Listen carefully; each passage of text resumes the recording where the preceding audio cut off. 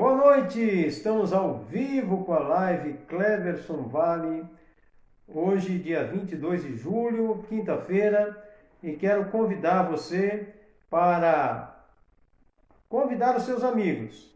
Aqui embaixo tem um avião, um asa delta, você pode chamar os seus amigos para participar conosco. É só chamar, é só convidar e com certeza você estará participando e os seus amigos também. Nosso convidado já chegou, deixa eu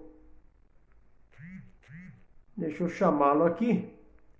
Pastor José Júnior precisa começar a me seguir para que eu consiga te chamar aqui. Ok, pastor? Começa a me seguir aí para que eu consiga chamá-lo. Eu vi que o senhor entrou.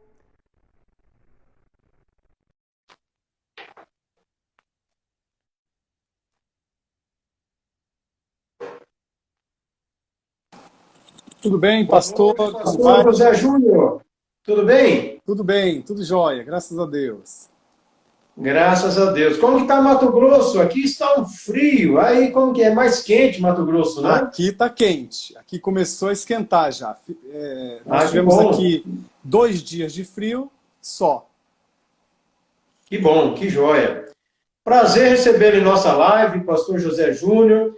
É uma alegria. E para os nossos convidados que já estão entrando, e aqueles que vão assistir depois, porque a live fica gravada, eu quero apresentá-lo aos nossos amigos. Tá bom, pastor? Tudo bem, jóia.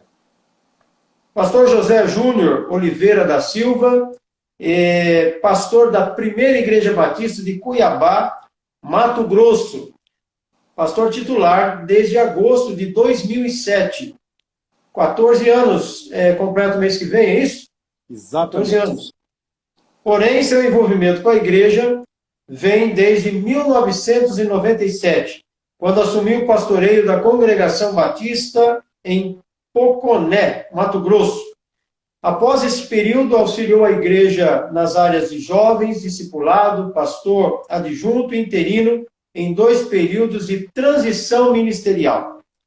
Bacharel em Teologia pelo Seminário Teológico Batista do Sul do Brasil e licenciado em Letras pela Universidade Federal de Mato Grosso. Cursou também o Seminário de Liderança Avançado do Instituto Haggai do Brasil, no qual fez também o curso para docentes. Atua como docente nacional do Haggai na área de família e prioridade do líder. Fez um mestrado livre em aconselhamento familiar pela Faculdade Metodista de Cuiabá. É casado com Meila Cristina Costa da Silva, com quem tem 2 filhas, Thalita e Thaís. Nosso convidado, seja muito bem-vindo. E, pastor, o senhor substituiu o pastor Lécio Dornas ou ele já tinha saído? Não, bem antes. não, ele que me convidou para ser o pastor missionário da igreja na cidade de Poconé.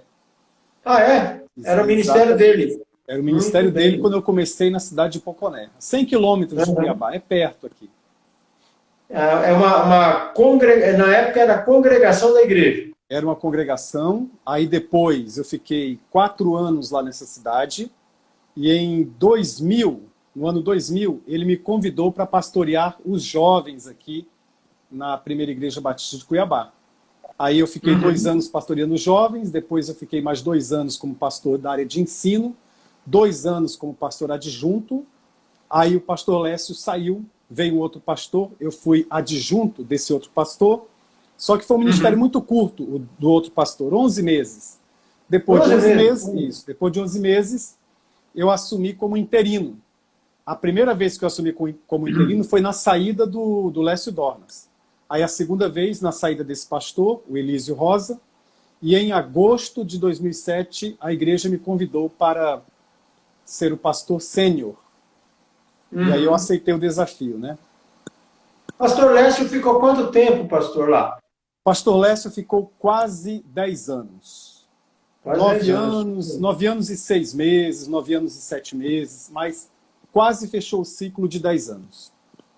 O ano passado eu fiz uma live com ele, ele está nos Estados Unidos, pastoreando lá agora, né? Há um bom Isso. tempo já, né? Tem um bom tempo lá nos Estados Unidos.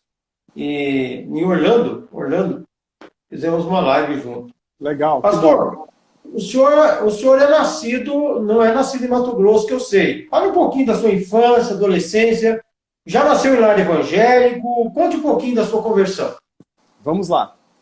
Eu nasci em Rio Branco, Acre, mas eu sou filho No Acre? Isso. Olha aí. E eu sou filho de mineiros, né? Minha mãe, mineira, ainda viva. Meu pai já falecido, mas era mineiro também. Todos Que os região? tios. Minha mãe é Francisco Sales, é uma cidadezinha que fica próxima a Tupaciguara. E o meu pai de Tupaciguara. Então, Francisco Sales é perto ali de Montes Claros, não é? Não. Isso. Exatamente. A família da minha esposa é toda mineira. Minha esposa é mineira também. Que legal, que legal. Em 1970, os meus pais foram para Rio Branco, Acre, porque naquela época o governo do Acre estava fazendo uma propaganda, o governo financiou uma propaganda para passar em todo o território nacional, convidando as pessoas para povoarem a região. Então, os meus tios maternos e o meu pai, com a minha mãe, foram para aquela região. Eu nasci em 74, eles já estavam há 4 anos, mais ou menos, lá na cidade de Rio Branco. Eu nasci num lar evangélico, mas era a Congregação Cristã no Brasil. Meu pai era de lá, minha mãe também, eles vinham desde Minas Gerais, Goiânia, e eles tinham uma ênfase muito forte na memorização das escrituras. Então eu fiquei nessa igreja até os 12 anos, já com muito conteúdo da Bíblia, porque todos os domingos nós tínhamos que recitar os textos bíblicos, mas eu não tinha nascido de novo ainda. Eu tinha na congregação uma vida religiosa, uma vida da denominação, mas não fazia sentido para mim o evangelho, não fazia sentido para mim a vida cristã. E aos 12 anos de idade, eu me afastei. Já adolescente, ou entrando na adolescência, não queria mais saber de igreja. Entrei numa crise de fé.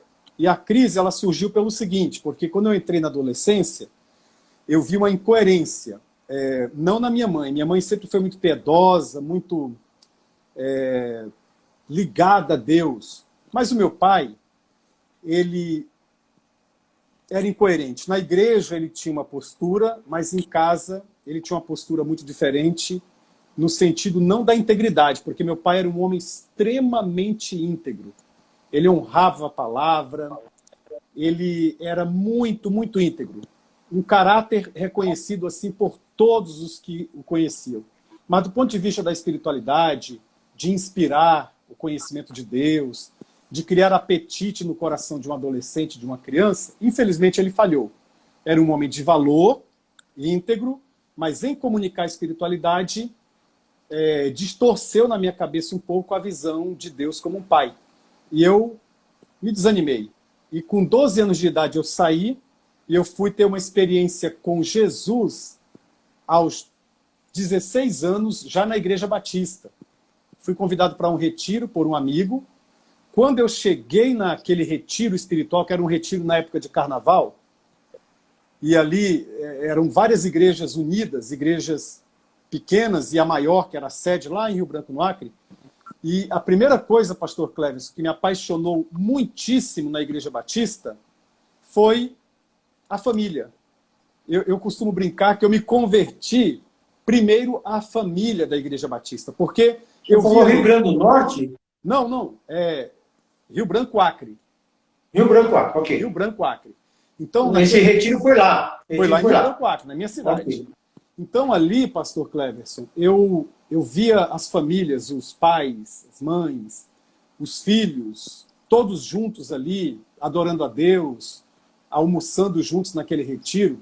Então, meu coração ficou profundamente impactado com aquela imagem, com aquela cena. E eu tive uma experiência muito forte com Deus naquele retiro. Eu lembro que eu falava assim, eu ainda quero uma família como estas. Eu quero uma família semelhante a estas aqui. Eu desejo isso para mim. E aquilo foi crescendo. Claro, não eram pessoas perfeitas, mas eram pessoas que tinham uma comunhão com Deus diferente. a comunhão, por exemplo, que eu via na minha mãe. Minha mãe era piedosa. Aí eu tive uma experiência fortíssima, fortíssima com Deus naquele retiro e entreguei a minha vida a Jesus, entendi o Evangelho, compreendi o Evangelho e entreguei a minha vida para Jesus. O ano era 1990, quase chegando em 1991. Num retiro na Igreja Batista do Bosque, após uma batalha espiritual, uma luta espiritual tremenda, eu reconheci no Evangelho a salvação, reconheci em Jesus o Senhor, o Salvador, e entreguei minha vida a Jesus. Foi através de um amigo que o senhor foi para o retiro? Sim, o amigo me convidou. Nessa época, com 16 anos, eu estava bem rebelde, eu estava saindo com más companhias, e eu pedi ao meu pai para participar de um acampamento de carnaval com um grupo do teatro. Eu fazia parte do teatro. E eu sabia que naquele acampamento existiriam muitas oportunidades para eu aproveitar a vida, curtir a vida. Ia rolar bebida naquele acampamento outro, né, do grupo de teatro. Ia rolar bebida, ia rolar todas aquelas coisas ligadas ao mundo, à carnalidade. E eu queria muito ir, mas meu pai disse, não, você não vai. Você não vai, eu não conheço essa turma, não conheço essa galera, você não vai. E eu fiquei muito desapontado, muito decepcionado, triste para valer mesmo. E aí, naquele contexto, esse colega não era nem amigo, nós não tínhamos nem amizade, ele morava na rua, 2 ruas depois da minha, nós não tínhamos nem amizade, mas ele chegou e falou assim, ô cara, você não quer ir para um retiro da Igreja Batista? Eu disse, retiro de igreja? Aí eu bolei um plano na minha cabeça. Eu era um menino, tá? Com 16 anos de idade. Eu falei assim, eu vou dizer que vou para o retiro da Igreja Batista e de lá eu fujo e vou para o outro retiro, e vou para o outro acampamento, que é o acampamento do Mundão. E eu planejei isso na minha cabeça. Só que eu cheguei, a ideia era eu passar um dia no retiro da igreja e no outro dia já ir para o acampamento lá do pessoal do teatro. Só que já no primeiro dia, Jesus me buscou e me achou e me encontrou. No primeiro dia foi muito impactante essa cena das famílias felizes, das famílias glorificando a Deus, cantando, estudando a palavra juntos. E aí eu desisti e deixei o pessoal na mão. O pessoal do teatro ficou na mão, porque a ideia era eles me buscarem lá na praça no outro dia. Eles foram, mas eu não estava lá. Para falar a verdade, eu nem lembrei que eu tinha esse compromisso com o pessoal do teatro. Eu fui lembrar quando retornava para casa, mudado, transformado, com desejo de perdoar meu pai, de receber o perdão dele também, com desejo de viver uma experiência familiar diferente, sabe? Foi assim, mais ou menos assim. E isso foi aos 16 anos. Exatamente. E com que idade o pastor sentiu chamado para o ministério pastoral? Bom, com 16 anos de idade, eu me impressionei muito com 2 pastores naquele retiro espiritual. Quando eles abriam a boca para falar da palavra de Deus. Um deles, eu até já fiz uma live com os 2. Um deles era o pastor Marcos, que era de Fortaleza, foi pastorear em Rio Branco, no Acre, e ele pregava a palavra de uma forma tão simples, mas ao mesmo tempo tão poderosa, que aquilo foi fazendo sentido para mim. Aquilo foi fazendo absoluto sentido. E o outro pastor foi o pastor Roberto Casas, que foi quem começou a andar com a gente, começou a discipular a gente. E a influência do pastor Roberto Casas foi tão poderosa que nós andávamos mais ou menos 20 jovens com ele ali. 20 jovens. E indo para os cultos, indo para os estudos bíblicos que ele ministrava. Desses 20 jovens, 18 são pastores. Então, com 16 anos de idade, eu percebi o seguinte, eu fiquei admirado, eu não entendia muito bem o que era o chamado, tá certo? Mas eu fiquei admirado com a exposição da Bíblia, com o amor, com a paixão, o jeito que eles falavam de Deus. E lá no meu íntimo eu desejei aquilo para mim, mas eu não sabia nada disso ainda. Aí com 18 anos de idade, 2 anos depois, portanto, eu fui batizado. Por que eu não me batizei com 16? Porque o meu pai não deixou, ele era de uma outra denominação e ele, não, se você quiser seguir esse caminho, só depois de maior. Ok, eu concordei. O pastor também foi muito sábio, concordou. Aos 18 anos eu desci as águas do batismo. E aí eu estava numa série de conferências com Oliveira de Araújo, pastor. Opa, Já saudosa estava... memória. Exatamente. O homem E pregava muito também, viu? muito, muito. E naquela noite, pastor Cleverson, ele fez uma mensagem evangelística e na metade da mensagem ele pegou o rumo da edificação da igreja e começou a falar sobre vocação, sobre missões. E ali, eu lembro que era um clube, a igreja alugou um clube para fazer aquela série de conferências. Estava presente ali o Oliveira de Araújo e aquele pastor que sempre canta com a netinha dele, já falecido também.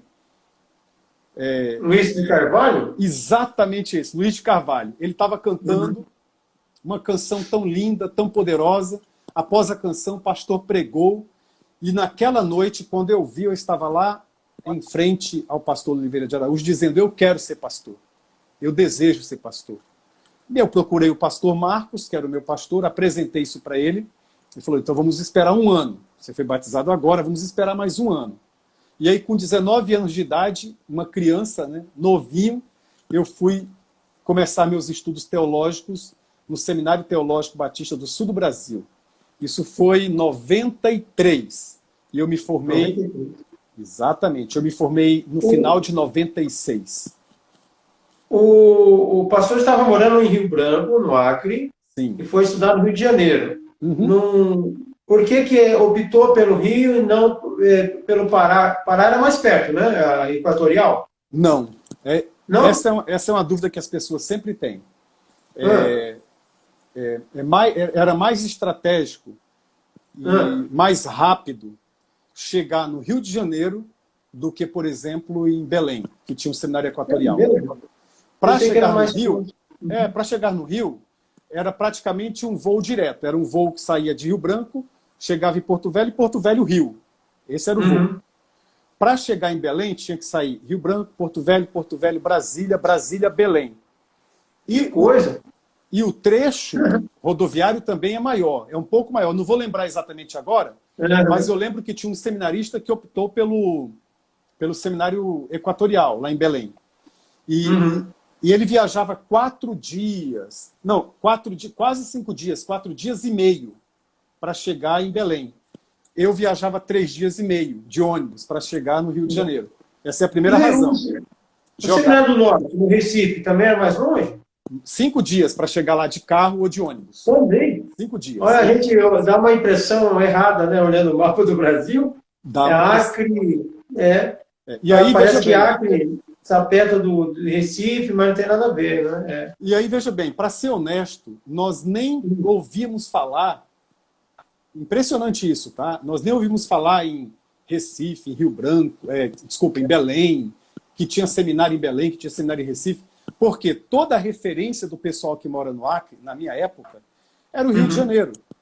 Se você pegar a minha geração de acrianos, a minha geração de acrianos, você não vai encontrar nenhum torcedor, por exemplo, dos times paulistas. Não tem palmeirense, não tem corintiano. Por isso que o Acre é quase perfeito, porque não tem palmeirense, não tem corintiano. É tudo flamenguista, a maioria é flamenguista. A maioria flamenguista ou vascaíno. Porque a repetidora, que era da Globo, só passava o campeonato carioca, não passava nada de campeonato paulista, entende? Que coisa! Por isso que esses dias, o ano passado, eu fiz uma live com o executivo da Convenção Batista Acreana, o pastor Rafael. Conhece ele? Rafael é um jovenzinho ainda. Passou na igreja do meu cunhado, lá em Rio Branco. E ele estava brincando, falou, o pessoal acha que o Acre está esquecido, né? Ninguém lembra nem onde fica o Acre. E, aliás, ele não é de lá, né? Ele veio de fora também, né? Ele é do Nordeste, né? Não. Do Espírito Santo. Espírito Santo, Isso. Mas, pastor, aí terminou o seminário e o contato com o Mato Grosso, o senhor já era casado quando terminou o seminário? Quando eu terminei o seminário, eu tinha 2 anos de vida conjugal já. Conheceu no Rio mesmo a esposa? Minha esposa, eu conheci, ela era filha do vice-presidente da Igreja do Bosque, a minha igreja de origem. Também é acriana. Está bem acriano. Então, quando eu fui para o seminário, eu estava namorando com ela há 6 meses. Mas a decisão pelo chamado de Deus foi tão forte, tão impactante, que eu disse para ela, eu tenho convicção que eu serei um pastor. Você não precisa me acompanhar. Se você disser que vai me esperar, eu também vou te esperar. Nós vamos casar e você vai ser esposa de pastor. Se você falar, não, eu não quero ser esposa de pastor, eu vou entender muito bem. E ela falou assim, eu posso pensar um dia? Eu falei, claro que sim, você pode pensar um dia. No outro dia, eu falei, aí, tá preparada para ser esposa de pastor? Ela falou, não, não estou. Mas também você não está preparado para ser um pastor. Você vai se preparar para ser um pastor e eu vou me preparar para ser uma esposa de pastor. Sabe, que sabedoria. Foi o dia mais bonito da minha vida, né? Um dos dias, não mais, mas um dos dias mais bonitos da minha vida. E aí eu fiz o compromisso, fui para o seminário, nós namoramos 1 ano e meio por cartas, não tinha WhatsApp, não tinha Instagram, não tinha Facebook, não tinha internet. A internet já existia, mas era uma coisa muito, muito rara. Muito rara. E nós namorávamos por carta ou aquele orelhão de ficha, o orelhão azul. O vermelho era da cidade, mas o azul era para interurbano. Então eu comprava um pouquinho de fichas telefônicas e falávamos ali de noite, geralmente, a cada domingo ou a cada sábado. Acho que a juventude que está ouvindo a gente agora não entende nada. O que é isso, ficha? Faz muito tempo. Sabe uma coisa, ficha era tipo uma moeda, gente. Que colocava no orelhão e para ligar. Né? Isso era ficha no passado. E eu tenho que confessar um pecado para você aqui. Olha só. O orelhão do Seminário Teológico Batista do Brasil, aquele orelhão azul, de onde se faziam as ligações interurbanas, geralmente, assim, invariavelmente, ele dava um problema. Ele dava um problema. E os alunos tinham que comunicar para a direção, ó, o orelhão está com problema. Mas qual era o problema? A ficha descia e ficava ali, então com uma ficha você falava 1 hora. Olha aí. E eu ficava naquele dilema, poxa, mas se eu avisar para a direção manda consertar o telefone e eu perco a hora com a namorada. Então, eu falava assim, mas alguém vai contar para a direção, mas não sou eu. José Júnior. Alguém vai contar isso para a direção, não vai ser eu. Então, às vezes, eu colocava uma ficha ali, ficava 1 hora, 1 hora e meia, esquecia do tempo. Olha aí, que benção que o telefone orelhão quebrou, né? Era sempre uma vez. Seminarista fazia festa. Mas, pastor, quando terminou o seminário teológico, o pastor Lécio Dornas conhecia de onde? O pastor Lécio não me conhecia. Na verdade, ele era muito amigo do pastor Agostinho, que foi pastorear lá na minha igreja. E o pastor Agostinho, ele bateu o olho em mim e ele falou assim, eu vou te ajudar. Todas as vezes que eu voltava para Rio Branco Acre, ele me colocava para pregar 1 ou 2 vezes ou 3 vezes durante as férias. Quando eu terminei o seminário, né, eu estava no 4º ano, ele disse, eu não tinha nenhum convite, na verdade eu tinha um convite para pastorear uma sondagem para Governador Valadares. E eu fui até a cidade. Só que quando eu cheguei na cidade de Governador Valadares, o executivo não foi me receber e ele pediu um auxiliar para me receber, me colocou numa jardineira e me mandou para uma cidadezinha chamada São João Evangelista e falou assim, vai primeiro conhecer a igreja lá. Eram 4 horas de viagem. 4 horas. E quando eu cheguei ali, eu sabia que aquela região e que aquele lugar não era o lugar de Deus, não era o lugar que Deus queria para mim, não era. Então eu voltei frustrado e falei, eu vou tirar minhas férias em Rio Branco, no Acre, normal, vou tirar minhas férias e vou confiar em Deus, vou esperar em Deus. O pastor Agostinho falou assim, olha, meu filho, fique aqui. Se nenhuma igreja te convidar para ser pastor, eu vou te dar uma oportunidade para ser pastor auxiliar aqui na Igreja Batista do Bosque. Falei, tudo bem, tá ótimo. Aí, 2 dias depois que nós tivemos essa conversa, o pastor Lécio Dornas liga para o Agostinho e fala assim, ó, eu quero um jovem para ser pastor aqui, recém-casado, que não tenha filhos ainda. E ele descreveu todo o meu perfil. Sem o conhecer. Sem me conhecer. E o pastor Agostinho falou assim, eu tenho esse jovem. Você vai ligar para a casa da mãe dele, ele está lá. Liga para lá. E ele me ligou. A minha mãe falou assim, ó, tem um pastor chamado Lécio Dornas que quer conversar contigo. Ele me ligou. Ele ligou e disse, olá, você é o José Júnior? Sim. Eu quero convidar você para conhecer 2 igrejas que estão sem pastor aqui. 2 congregações. Uma em Pedra 90 e a outra em Poconé. Qual que você quer vir? Eu falei assim, Poconé. Eu nem conhecia nada sobre essa cidade. Nada. Qualquer uma servia, porque não conhecia, né? Você sabe, pastor Cleves, que quando o seminarista está no primeiro ano, ele quer ser pastor da primeira igreja batista do Rio de Janeiro. No segundo ano, ele aceita ser pastor da primeira igreja batista de Campo Grande, por exemplo. Quando ele chega no terceiro ano, ele fala assim, eu posso ser o pastor da primeira igreja batista da minha cidade. Mas no quarto ano, ele pensa assim, eu queria ser pastor da primeira igreja batista que aparecer. Então, foi mais ou menos o meu caso. Eu falei assim, eu vou ser pastor dessa igreja aí. E quando eu cheguei na cidade, era uma cidade pequenininha, 20 mil habitantes, a igreja tinha 2 pessoas participando lá, mas Deus falou ao meu coração, seu lugar é aqui. E eu fiquei lá 4 anos. No último ano, o Lécio me chamou para ser pastor de jovens, aí começou a minha história aqui na sede, aqui na PIB. Na primeira. Quando o senhor saiu de lá de Poconé, já era organizada a igreja ou ainda era congregação? Não, era congregação ainda. Era congregação. Poconé, né? Poconé. Isso. Era uma congregação ainda. Hoje ela já é igreja? Sim, eu tive o privilégio de organizá-la agora em dezembro de 2020. Eu tive a igreja lá cresceu muito, tem um pastor jovem lá, o pastor Samuel, está fazendo um trabalho maravilhoso, e eu tive o privilégio de organizar agora em dezembro. Que legal. Pastor, até assumir o pastorado titular, o senhor trabalhou com jovens, trabalhou como pastor adjunto, né? E já está há 14 anos à frente da igreja como titular. Fale sobre... O senhor enfrentou alguns desafios, como recém-possado na titularidade. Quais foram os desafios e como que superou esses desafios? E quais são os desafios atuais numa cidade, numa capital do estado, como Mato Grosso, né?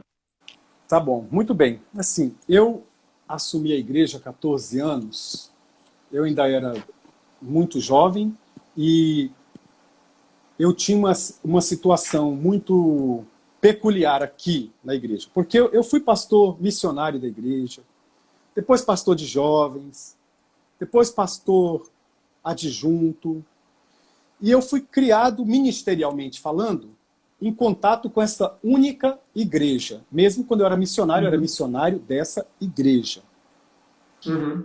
Então, qual era a grande questão? Eu tinha um grupo de líderes aqui na igreja que não estava muito confortável com a ideia de que eu fosse o pastor titular da igreja.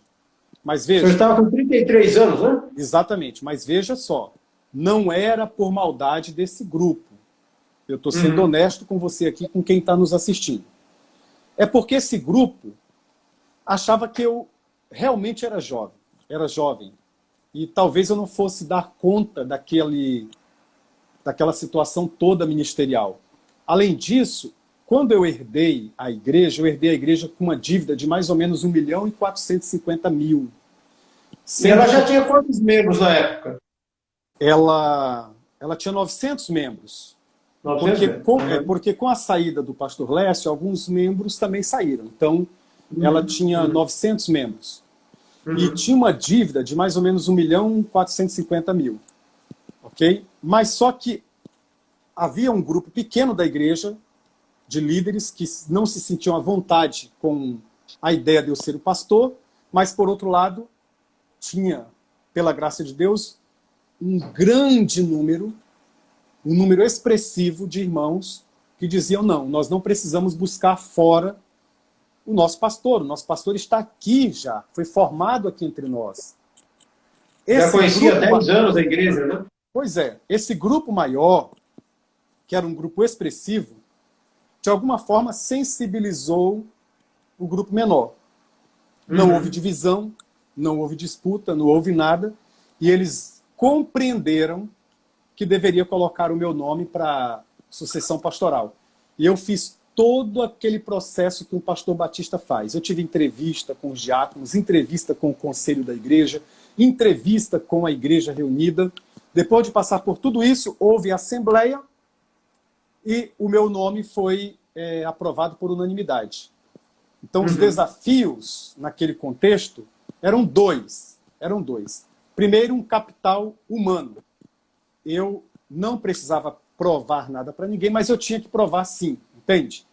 Esse capital humano eu tive que conquistar. Eu devia isso para eles, era uma dívida pessoal. E o outro era o capital financeiro que não existia. Eu tinha que pagar 1.400.000, além de resolver todas as pendências administrativas. E eu fiz isso. E eu fiz com muita paciência, buscando muita direção de Deus. Hoje é outra situação, a igreja é outra. Deus abençoou tremendamente esse tempo, esse contexto, né? E aí a gente chega agora, em 2021, e qual o grande desafio de hoje? A igreja está redondinha, em todos os sentidos, administrativamente, há um corpo de liderança muito coeso, muito unido. Esse corpo de liderança expressa para a comunidade, expressa para a igreja muita segurança, muita confiança. As nossas assembleias aqui, elas duram 30 minutos, às vezes 20 minutos. Há um clima muito gostoso, um clima de confiança. Agora, o grande desafio é a igreja e eu, como líder, virarmos uma chave. Vou explicar isso. A chave que estava ligada até agora era a chave da manutenção. E era necessário. Eu precisava ser o pastor da manutenção. Eu tinha que pagar dívida, eu tinha que organizar a casa, eu tinha que ajeitar tudo. Agora... Colocar a casa em ordem, né? Sim. Agora expansão. é a chave da missão. É a chave do avanço do evangelho. E aí eu percebo a turma, e eu também, isso é uma autoavaliação, um pouco na retranca, o que é natural.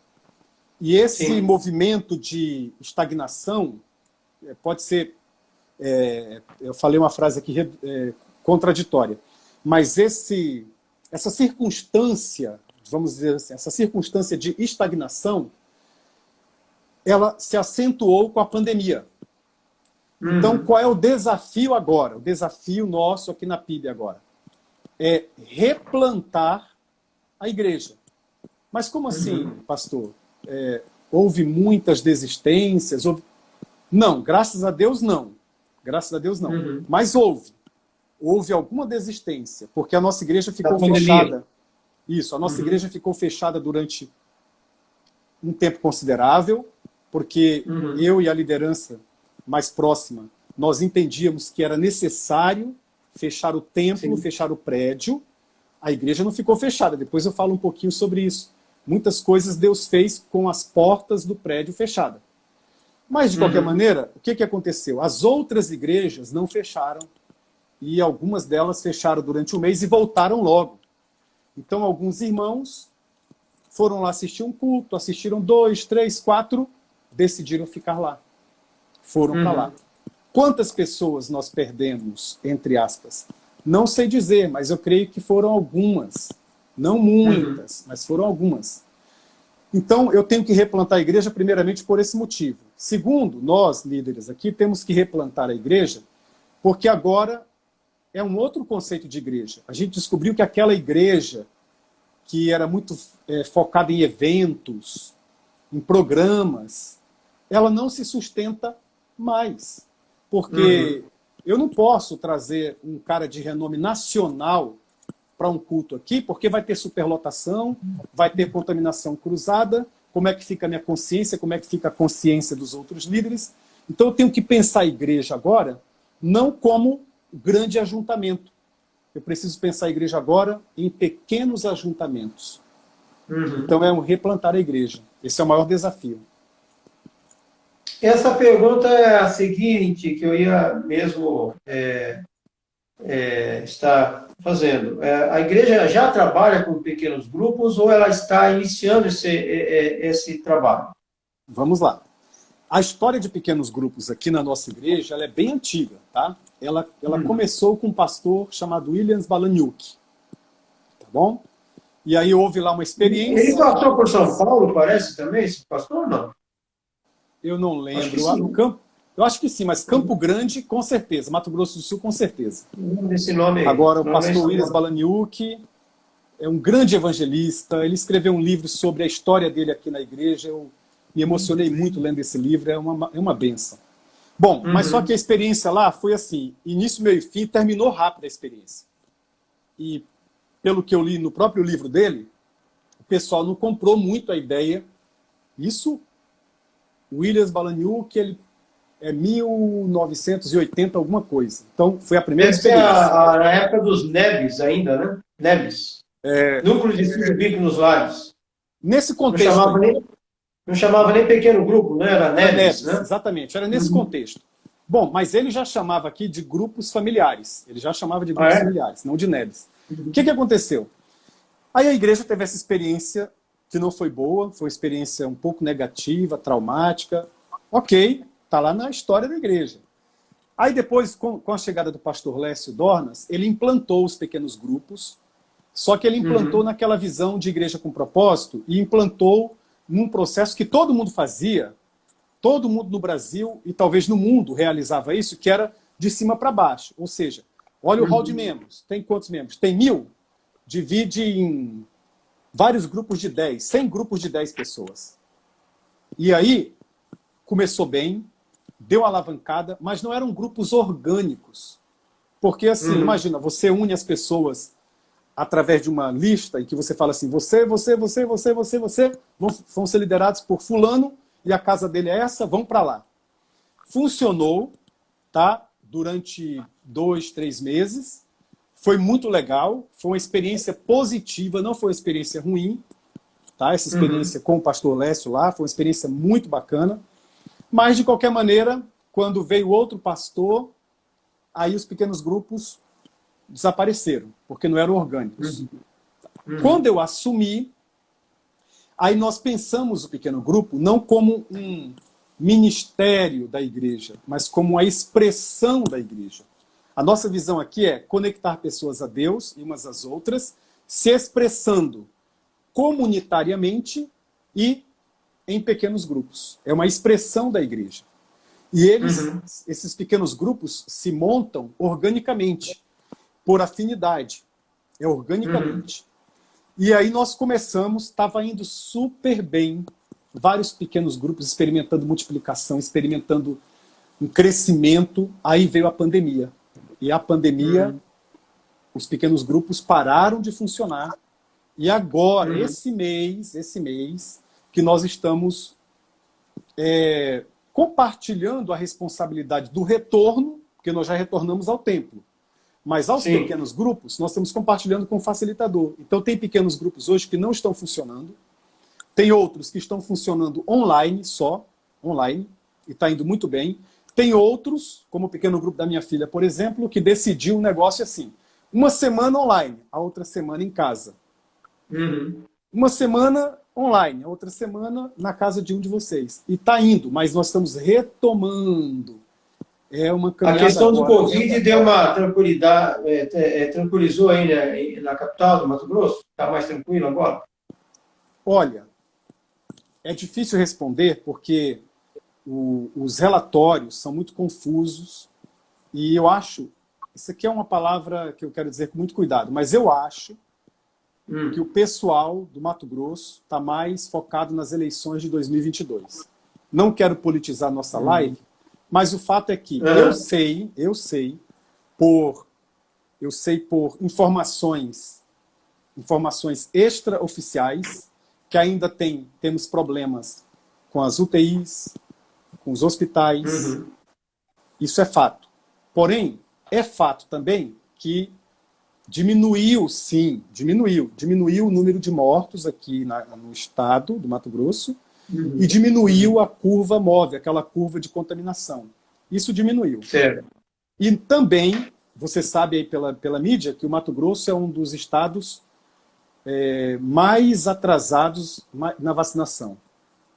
É um dos estados mais atrasados, entendeu? Então, assim, só que nesse ponto agora deu uma subida. As pessoas começaram a ser vacinadas. Eu já tomei a primeira dose, os pastores da igreja, praticamente todos, quase todos já tomaram pelo menos a primeira dose da vacina. E vários outros irmãos já tiveram essa mesma experiência. Então, aos pouquinhos, estamos chegando lá. Então, por isso que vocês estão voltando aos lares, presencial. Sim, nós estamos retornando aos lares também, porém com essa corresponsabilidade. Ou seja, o facilitador, a nossa equipe, através dos pastores de pequenos grupos de jovens e adultos, os nossos pastores perguntam para o facilitador, que é o líder, você se sente à vontade em retomar? Ah, não me sinto. Então, não retome. Ah, eu me sinto, mas eu quero... Meu grupo tem 15 pessoas, eu quero dividir em 4. E cada grupo vem uma vez por mês. Então, está tendo um pouquinho de cada coisa. E com muita criatividade, o pessoal está driblando aí essas dificuldades impostas pela pandemia. Que bom. Vocês usam o nome PGM ou Igreja em Células? Nós utilizamos o nome de grupos pequenos. Não Grupos é nem, pequenos. Não é nem PGM e nem Igreja em Célula, mas grupos pequenos. O PGM é a proposta da Junta de Missões Nacionais, da nossa convenção, e tem muitas igrejas também da nossa convenção que usam o termo Igreja em Células. Inclusive, tem um trabalho muito bonito na Igreja Batista Central de BH. O pastor Paulo Mazzoni tem desenvolvido, várias igrejas da nossa convenção têm aderido a esse movimento. Inclusive, o Marcelo Santos é o nosso líder aqui em São Paulo, da Igreja em Célula, né? Marcelo Santos é da Igreja da Graça, do Hagai também, Marcelo. Sim, conheço. Meu amigo, pastor Marcelo. Lá no Rio, temos o pastor também do Hagai, agora me fugiu o nome dele. Eu fiz uma live com ele esse tempo atrás. Lívio Oliveira. Também ele cuida do grupo lá de células, né? Mas é a mesma coisa, só muda o nome, né? Pequeno grupo. Só muda o nome. O importante é evangelizar e edificar as pessoas, né? Comunhão. Pastor, fale um pouquinho sobre o Hagai. Nossa hora está voando.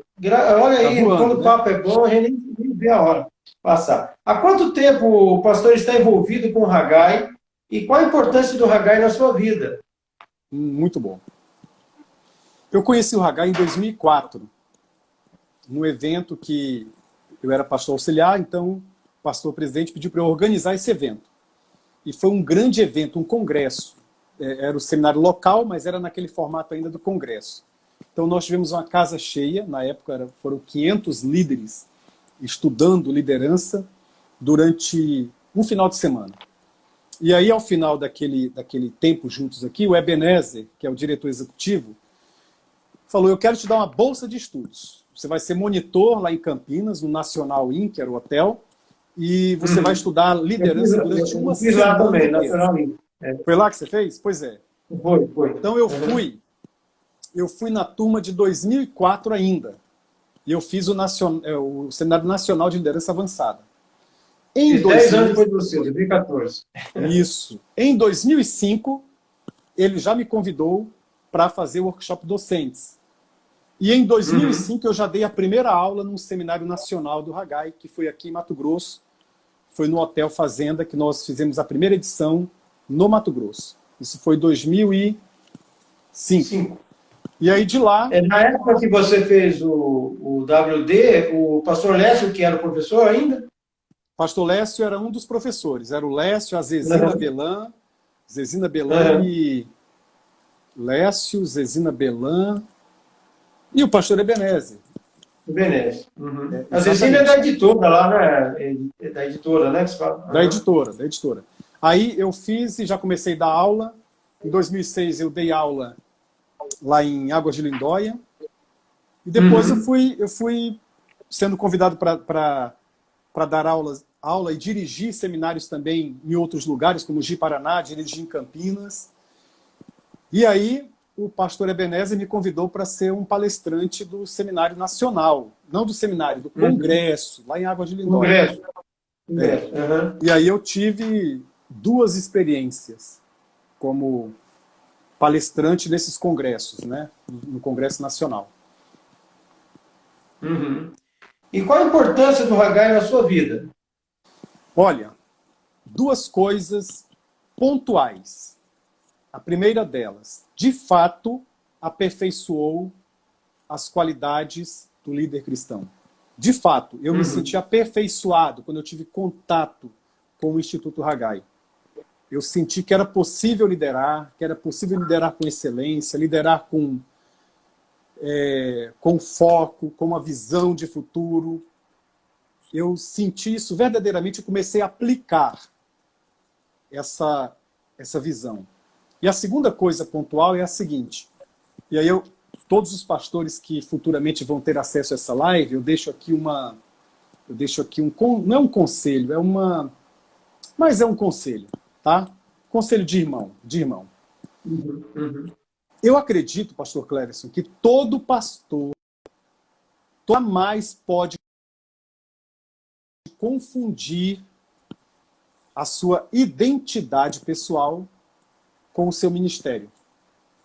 Então, por exemplo, ai do pastor que ele confunde a identidade dele com o pastoreio dele numa determinada igreja local. Então, o Haggai me ajudou a enxergar que o reino é muito maior do que a minha igreja local. E o Haggai me colocou em contato com diversos outros líderes, diversos outros pastores que estão fazendo coisas maravilhosas. E não apenas pastores, juízes, médicos que estão evangelizando, engenheiros, profissionais de todas as áreas que estão servindo a Jesus. E quando eu olho para tudo isso, eu digo, é muito gostoso, é muito bom participar de algo que é maior do que eu, que é maior do que a minha igreja local, que é maior do que a minha denominação, que é maior do que todos nós, e ao mesmo tempo cabe na nossa experiência. Então, o pastor, por exemplo, que está hoje na igreja local, ele não é que ele precisa, mas não é que ele deve, melhor dizendo, mas seria muito bom que ele se envolvesse em algum ministério fora do contexto da sua igreja local. Eu penso assim, em alguma atividade, nem que seja um hobby, nem que seja um lazer, mas ele precisa, senão ele fica...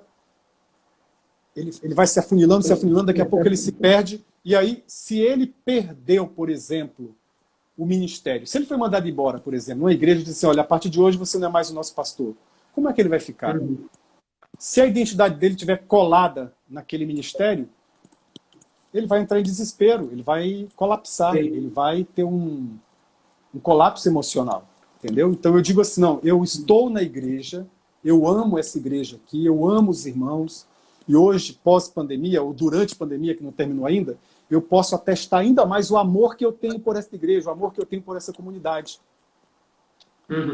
Mas eu não coloco isso como definitivo. Para minha saúde emocional, minha saúde mental, eu não coloco que se não for aqui, não vai ser em lugar nenhum. Eu deixo claro para mim mesmo, eu acredito que eu deixo claro também para minha comunidade, que eu tenho muita alegria, muito prazer e muito amor em pastoreá-los, mas que a minha vocação e o meu chamado pertencem a Deus, pertencem ao Senhor.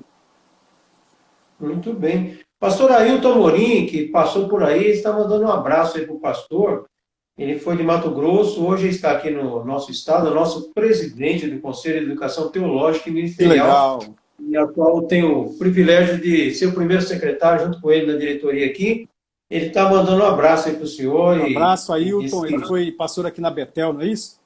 Tem a Leide também, eu creio que tem sim. o William, Mariotto. Passou por aí. Ele estudou no seminário aí de Mato Grosso. Roberto, tem vários aí. Tem uma turma boa aqui, ó. Tem uma turma boa. Sim. Pastor, o senhor falou que ia falar um pouquinho sobre o fechamento da igreja.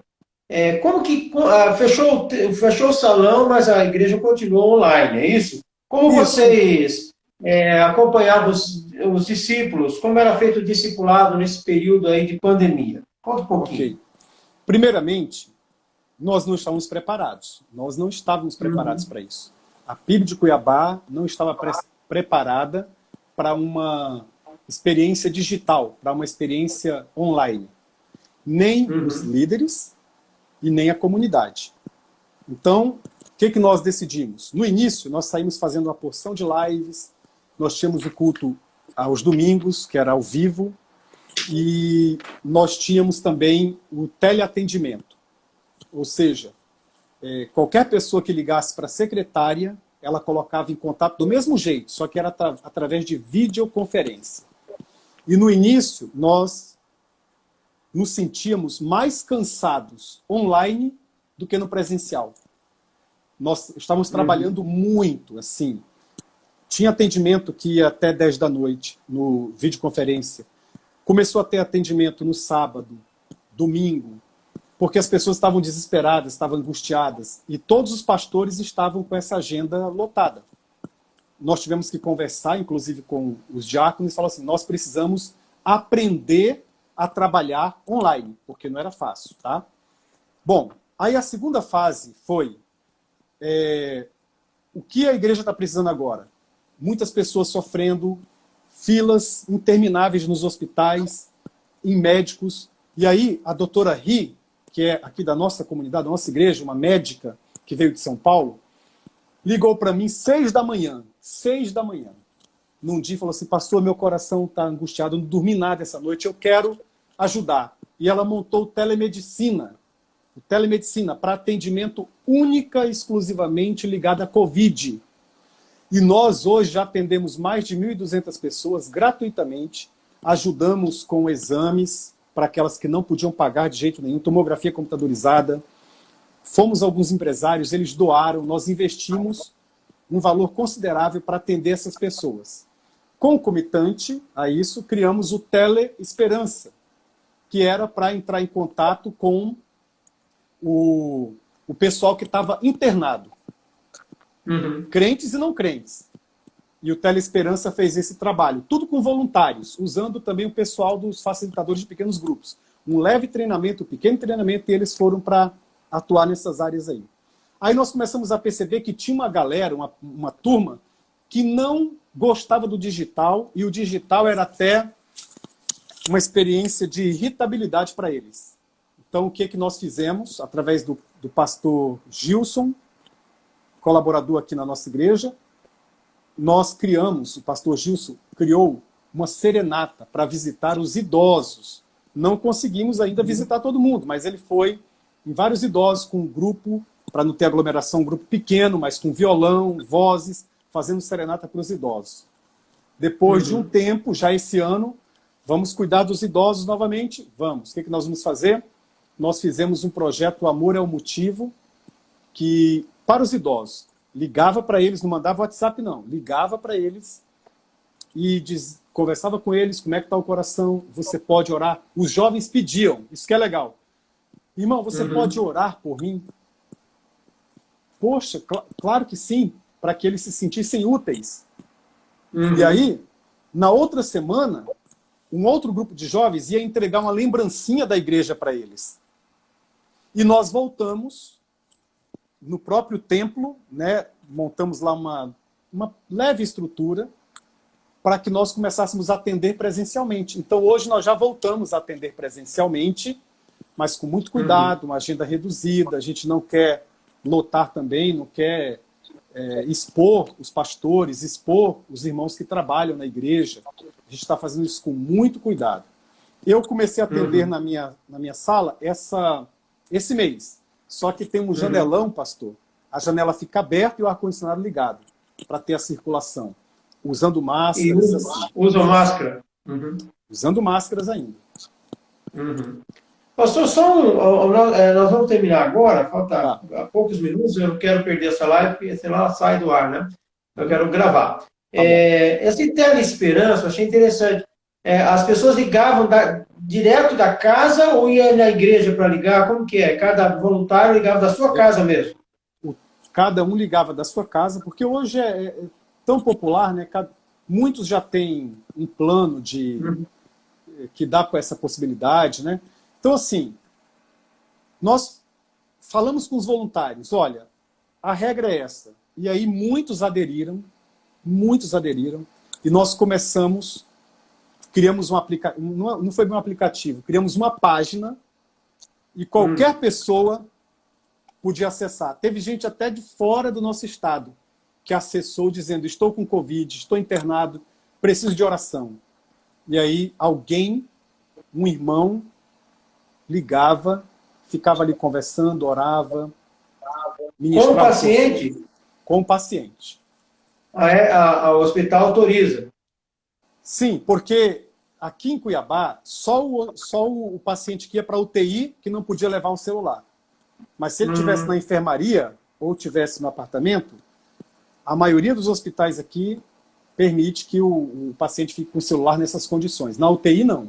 Então, o número do celular do paciente, eles mesmos que postavam no site de vocês. Aí vocês ligavam. Exatamente. Por exemplo, o João foi internado. Aí o João teve acesso ao Teleesperança. Ele manda uma mensagem, essa mensagem já vai para o pastor Daniel, que é o pastor responsável, chega nele e vai para os voluntários. Aí um voluntário diz assim, eu posso, eu cuido do João. Beleza, então ele vai começar um contato com o João. Né? Parabéns, interessante. Pastor, eu quero agradecer muito ao pastor ter aceito o convite para enriquecer a nossa live de hoje. Foi uma bênção. Que bom. Que Deus continue usando a sua vida na liderança da PIB de Cuiabá, toda a sua equipe ministerial. E o pastor pode encerrar com uma palavra de oração, pastor? Vamos fazer isso. Pai, muito obrigado pela vida do pastor Cleverson, pelo trabalho maravilhoso que ele está realizando através dessas lives, com diversos líderes da denominação e até com outras lideranças. Eu peço a tua bênção para a família dele e para a família de todas as pessoas que estão acompanhando agora e que irão acompanhar no futuro essa live. Em nome de Jesus. Amém. Amém. Um abraço, pastor. Obrigado. Deus te abençoe. E todos que estão nos acompanhando também, um forte abraço. Até mais. Deus abençoe. Paz. Amém.